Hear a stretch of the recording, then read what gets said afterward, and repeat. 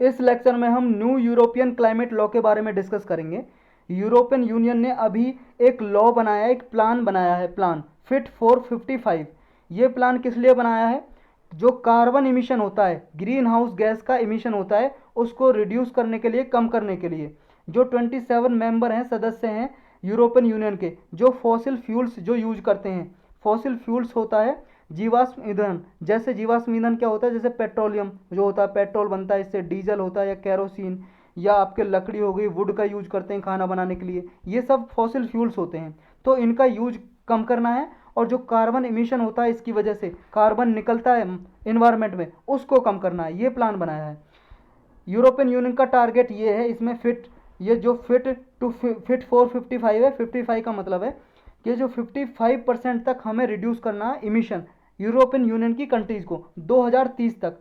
Level कौन सा लिया है? 1990 का, मतलब 1990 में जितना कार्बन इमिशन होता था यूरोपियन यूनियन की कंट्रीज में, उसके लेवल से 55% तक कम कर देना है इमिशन, जो कार्बन इमिशन होता है। तो ये रोड मैप में कहा है। तो रोड मैप में क्या क्या इंक्लूड किया है, ये देखो भाई साहब, आपके प्रीलिम और मेंस के लिए ज़्यादा इंपॉर्टेंट है, मेंस के लिए बहुत इंपॉर्टेंट है। मान लो केस स्टडी आ जाए एथिक्स में ऐसा कि क्या आप प्लान बनाओगे ऐसे, तो आप लिख सकते हो ये सारे जो हैं इसके पॉइंट। तो रोड मैप में क्या क्या बनाया है इसमें प्लान में?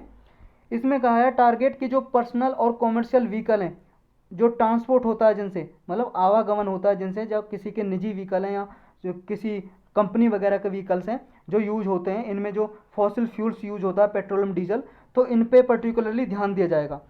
जो कार हैं विद कंबसन इंजन, ये क्या है, जो प्रोड्यूस रोक दिया जाएगा 2035 से। मतलब ऐसी कार बनाएं, इलेक्ट्रिक कार बनाएं, या सीएनजी से चलें, गैस से चलें, जो रिन्यूएबल एनर्जी फ्यूल हैं, या ऐसे जो क्लीन एनर्जी है, हाइड्रोजन वगैरह फ्यूल है, ऐसे चलें। तो ये सब जो कार वगैरह अभी चलती हैं ऐसी कंबसन इंजन की, इनको 2035 से प्रोड्यूस करना, बनाना बंद कर दिया जाएगा। नेक्स्ट क्या है? Financial incentive. फाइनेंशियल इंसेंटिव दिया जाएगा जो भी कंट्री ट्रेडिशनल फ्यूल को रिप्लेस करेगी। ट्रेडिशनल फ्यूल का मतलब पेट्रोल, डीजल वगैरह यूज करते हैं, या फिर कैरोसिन वगैरह, कैरोसिन बोलते हैं मिट्टी के तेल को, जो यूज करते हैं, और उनकी जगह पे सस्टेनेबल अल्टरनेटिव यूज करते हैं एविएशन में या मैरीटाइम ट्रांसपोर्टेशन में, शिप वगैरह में जो यूज होता है फ्यूल, इलेक्ट्रिक, आप मान लो इलेक्ट्रिसिटी का यूज करें व्हीकल्स के लिए। तो जो कंट्री ऐसे जो क्राइटेरिया, मतलब ऐसे स्टेप लेगी, मेजर्स लेगी, उनको इंसेंटिव, प्रॉफिट दिया जाएगा, कुछ सब्सिडी वगैरह दी जाएगी, यूरोपियन यूनियन देगा उन कंट्रीज को। मिनिमम टैक्स जो है पेट्रोल और गैसोलाइन फ्यूल्स पे, ये इंक्रीज कर दिया जाएगा, ताकि पेट्रोल वगैरह व्हीकल जो खरीदे ना लोग, और क्लीन एनर्जी फ्यूल खरीदें, मतलब क्लीन एनर्जी से जो चलने वाले व्हीकल वगैरह वो खरीदें। और जो कैरोसिन है उस पर भी टैक्स बढ़ा दिया जाएगा। कैरोसिन मिट्टी के तेल को बोलते हैं, कैरोसिन।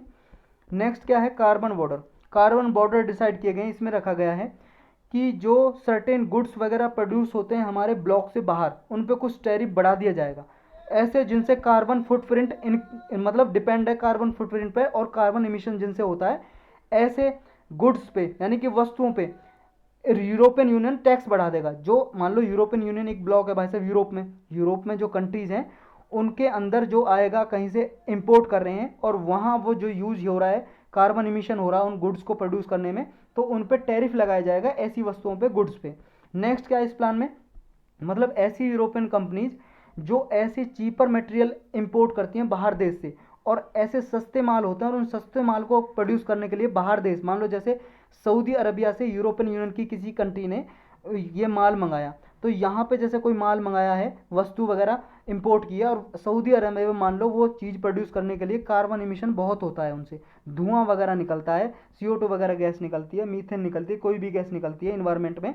तो ऐसे देशों से ये क्या है, जिन्होंने इन्वायरमेंट स्टैंडर्ड लोअर रखे हुए हैं, वो जो पर्यावरण के जो नियम वगैरह उनको नहीं मानते, तो ऐसे देशों से जो इंपोर्ट है वो कम कर दिया जाएगा, डिस्करेज करेंगे कि उनसे इंपोर्ट ही ना करें।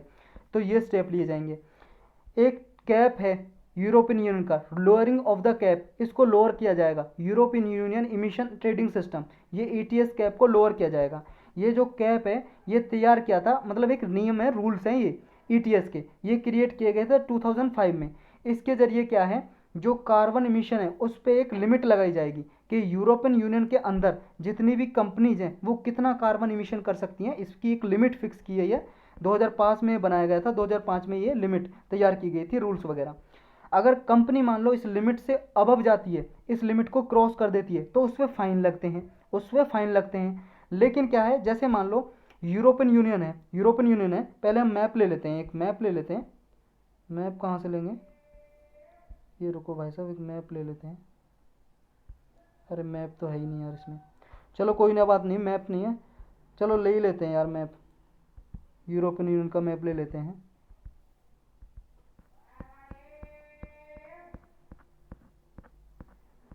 गया, ये देखिए आप, ये वर्ल्ड मैप है अपना, ये आपको यूरोपियन यूनियन दिखाई दे रहा है, मतलब यूरोप की कंट्रीज हैं, ये कुछ कंट्री हैं, इसमें देश हैं 27, ये मिलके यूरोपियन यूनियन बनाती हैं। इससे अभी ब्रिटेन भी इसका पार्ट था, लेकिन ब्रिटेन इससे एग्जिट कर गया। तो ये जो कंट्रीज हैं, इनमें जो कंट्रीज हैं, ये अगर लिमिट से बाहर जाती है, ईटीएस लिमिट से जो लगाई हुई है European union emission trading system की लिमिट, अगर इससे बाहर जाती हैं ये, तो उन पर फाइन लगेगा, उन पर फाइन लगेगा। लेकिन उनके लिए एक क्राइटेरिया है, अगर इस एरिया में, मान लो इस एरिया में, जो ये एरिया है, इस एरिया में मान लो ये कंट्री है, मान लो पोलैंड है, जर्मनी है, जर्मनी ने क्या है, लिमिट क्रॉस नहीं की, ऑलरेडी जितनी लिमिट थी, मान लो ये 10% तक ये इमिशन कर सकता था, कार्बन इमिशन, लेकिन ये इसने 1% यूज किया, इसके पास 9% अभी बचा है।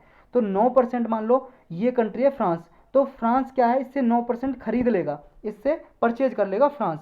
कैसे, इसे पैसे दे देगा जर्मनी को कि भाई साहब ये हमसे पैसे ले लो, और ये हम लिमिट, आपकी जो लिमिट जो बची हुई है अनयूज्ड, इसे हम यूज कर लेते हैं। तो ऐसे ट्रांसफर कर सकते हैं ईटीएस सिस्टम में यूरोपियन यूनियन का। कुछ ऐसा है जैसे क्योटो प्रोटोकॉल आई थी ना, जो कार्बन क्रेडिट सिस्टम रखा था क्योटो प्रोटोकॉल में, जो यूएनएफसीसी की क्योटो प्रोटोकॉल आई थी ग्रीन हाउस गैस इमिशन के लिए, कार्बन क्रेडिट का सिस्टम आया था, ऐसे ही ईटीएस सिस्टम है किसका, यूरोपियन यूनियन का, इसी तरह से।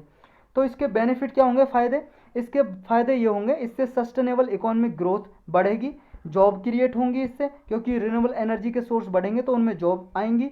इससे क्या है, हेल्थ इन्वायरमेंटल बेनिफिट होंगे, जो कार्बन इमिशन वगैरह से जो डिसीज होती हैं, अस्थमा होता है, सांस की बीमारी होती है, वो भी सीजन उससे भी बचेंगे, इन्वायरमेंट का जो नुकसान होता है वो भी खत्म होगा। और लॉन्ग टर्म के लिए ग्लोबल कम्पिटिटिवनेस भी आएगी यूरोपियन यूनियन इकोनॉमी में, क्योंकि ग्रीन टेक्नोलॉजी के लिए एक दूसरी कंट्री इनोवेशन प्रमोट करेंगी, तो ये डेवलपमेंट आएगा यहाँ पे। अब चैलेंजेस है कुछ इसको इम्प्लीमेंट करने में, चैलेंजेस यानी कि चुनौतियाँ, वो क्या है, देखो भाई साहब, जो पुअर कंट्री हैं यूरोपियन यूनियन में, वो तो इसे क्या है, इम्प्लीमेंट करने से थोड़ी हिचकिचाएंगी, क्योंकि वो तो क्या है, उनमें जो इंडस्ट्रीज हैं उनमें लगाने के लिए थोड़ा पैसा चाहिए, मनी चाहिए, डॉलर चाहिए, उन्हें तो डॉलर चाहिए, तो उन्हें अभी क्या है, वो इमिशन वो प्रोड्यूस करेंगी, ऐसा लगाया जा रहा अनुमान, कि पुअर कंट्री अभी थोड़ा इसे अडॉप्ट करने में देरी करेंगी, डिले करेंगी। नेक्स्ट क्या है, नेक्स्ट ये है कि जो अभी भी जो यूरोपियन यूनियन में जो कंट्रीज हैं, बहुत सारे इशू ये हैं कि उन पे एक दूसरे में डिस्प्यूट चलता रहता है, जैसे रूल ऑफ लॉ से लेके ह्यूमन राइट वगैरह पे इशू चलता रहता है इनका। तो अभी क्लाइमेट चेंज का जो इशू है, इस पे डिबेट होना अभी बाकी है, इस पे हो सकता है इस पे भी इशू हो, इसे भी ना माने, कोई कंट्री माने कोई ना माने। नेक्स्ट, एक्सपर्ट्स का कहना है कि ये देखो टेक्नोलॉजिकली और इकोनॉमिकली तो पॉसिबल है, जो ये डील बनाई है यूरोपियन यूनियन ने, अगर टेक्नोलॉजी यूज की जाए और अच्छे से मनी प्रोवाइड की जाए इसको इम्प्लीमेंट करने के लिए, तो पॉसिबल है इम्प्लीमेंट करना। लेकिन जो क्या है, एक ग्रीन डील बनाई हुई है यूरोपियन यूनियन ने, वो इनफ नहीं है कि ग्लोबल वार्मिंग को लिमिट करने के लिए 1.5 डिग्री सेल्सियस तक लिमिट करना है टेम्परेचर। एक देखो ग्रीन डील बनाई थी यूरोपियन यूनियन ने, इसके जरिए ग्रीन हाउस गैस का डिक्रीज करना था, रिड्यूस करना था। और ग्रीन हाउस गैस तो आप सब लोग जानते हो ना, ऐसी गैसें जो टेम्परेचर एब्जॉर्व करती हैं एटमॉस्फेयर में, टेम्परेचर एब्जॉर्व करती हैं, जिनकी वजह से टेम्परेचर इंक्रीज हो जाता है। और ये टेम्परेचर इंक्रीज होना, तापमान का बढ़ना एटमॉस्फेयर में, वातावरण में, उसी को बोलते हैं ग्लोबल वार्मिंग, ग्लोबल वार्मिंग। तो ये डील बनाई थी ऐसी यूरोपियन यूनियन ने, इसमें रखा था टारगेट के जो ग्लोबल वार्मिंग है उसको लिमिट करना हमें, और जो टेम्परेचर है प्री इंडस्ट्रियल लेवल से 1.5 डिग्री सेल्सियस तक ही लिमिट करना है। और ये प्री इंडस्ट्रियल लेवल क्या है, जब इंडस्ट्रीज वगैरह स्टार्ट हुई थी बनना, जो मॉडर्न इंडस्ट्रीज हैं, फैक्ट्रीज वगैरह बनना स्टार्ट हुई थी, वो कब हुई थी, जब फर्स्ट रिवॉल्यूशन आई थी ना, इंडस्ट्रियल रिवॉल्यूशन, इंडस्ट्रियल रिवॉल्यूशन आई थी, फर्स्ट इंडस्ट्रियल रिवॉल्यूशन जो ब्रिटेन से स्टार्ट हुई थी, जिसमें फैक्ट्रियाँ बनना स्टार्ट हुई थी। तो उससे पहले जितना टेम्परेचर था ग्लोबल का, अर्थ का एवरेज टेम्परेचर, उसका 1.5 डिग्री तक ही लिमिट रखना, ऐसा कुछ रखा था यूरोपियन यूनियन ने ग्रीन डील में।